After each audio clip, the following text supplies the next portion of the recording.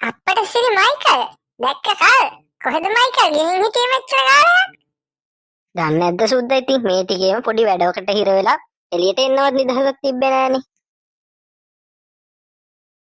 අන්න අපේ හිච්චියත් ඇවිල්ලා. ඒක නෙවෙයි මයිකල් සුද්දා. අපේ කට්ටිය මේ පාර වෙසක් එකට දන්සලක් දෙන්න නේ යන්නේ. කියන්නේ නම් කඩල් දන්සලක් දෙනවා කියලා. අප්පට්ටා සිරි ඔය කියනකම් මන් දැනන් හිටියේ නෑනේ බං. අපේ ගමේ කඩල දන්සලක් දෙන්න යනවා කියලා. මං නැතුව කොහෙද බං කඩල දන්සල් දෙන්නේ මේ ගමේ?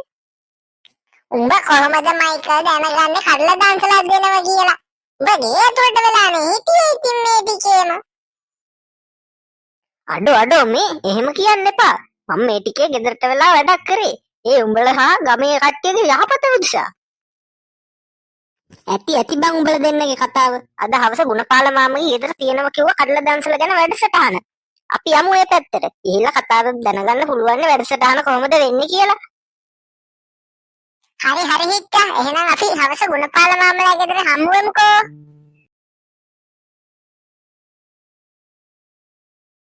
අම්මේ මේ පාර ගමේ කඩල දන්සලක් දෙන්න යන්නේ. අම්මලා දන්නවද කඩල දන්සලක් දෙන්න යනවා කියලා ගමේ? ඔව් පුතේ. එහා ගෙදර සුමනන්ටි කිව්ව මේ පාර ගමේ කඩල දන්සලක් දෙන කතාවක්. ගමේ කඩල දන්සලක් දෙනවා කියන්නේ කොච්චර හොඳ දෙයක් නේද පුතේ? පුතාගේ යාළුවෝ ටික තමයි කඩල දන්සලට ගොඩක් උපකාර කරනවා කියන්නේ. පුතත් ගිහින් උදව් කරන්න. ඔව් අම්මේ. හවසට ගුණපාල මාමගේ ගෙදර තමයි ඔය රැස්වීම තියෙනවා කිව්වේ කඩල දන්සල පිළිබඳව. අපි ගිහින් බලන්නම්කෝ.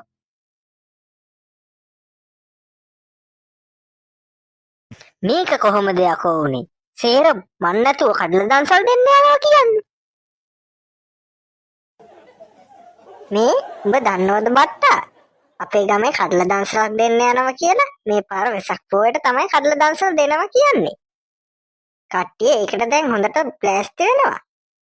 අද හවස ගුණපාල මාමලාගේ ගෙදර තමයි ඔය කඩල දන්සල පිළිබඳව වැඩසටහන තියෙනවා කියන්නේ. අපි දෙන්නත් යමුද හවසට? කඩල් දන්සලක් දෙන එක නම් හොඳයි. ඒ ගිය පාර මතකයිනේ. ගිය පාර වගේ මේ පාරත් මට ලැජ්ජ වෙන්න වෙයිද දන්නේ නෑ. නෑ බට්ටෝ එහෙම වෙන්නේ නෑ. අපි යමන්කෝ. හරි බං එහෙනම් යමන්කෝ.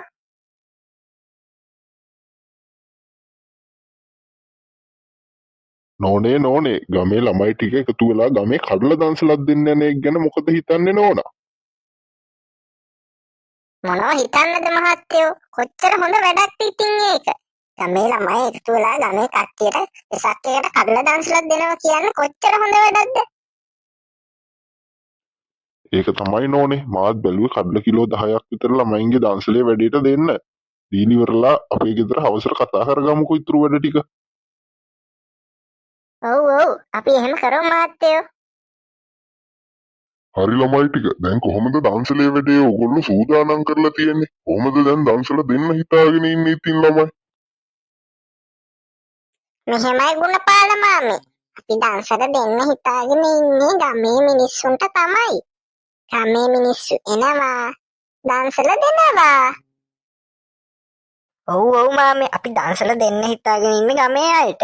ගමේ අයට උදේ 9 ඉඳන් හවස 4 විතර වෙනකන් දන්සල දෙනවා එක දිගටම. ඔව් ගුණපාල මාමේ අපි එහෙමයි කරන්න හිතාගෙන හිටියේ.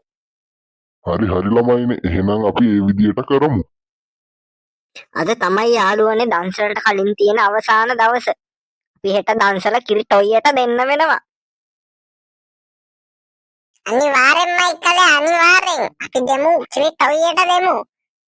කඩලා දෙන්න අවශ්‍ය බඩු ටික ඔක්කොම අපි ගෙනල්ලානේ දැන් තියෙන්නේ. අපිට බය වෙන්න දෙයක් නෑ.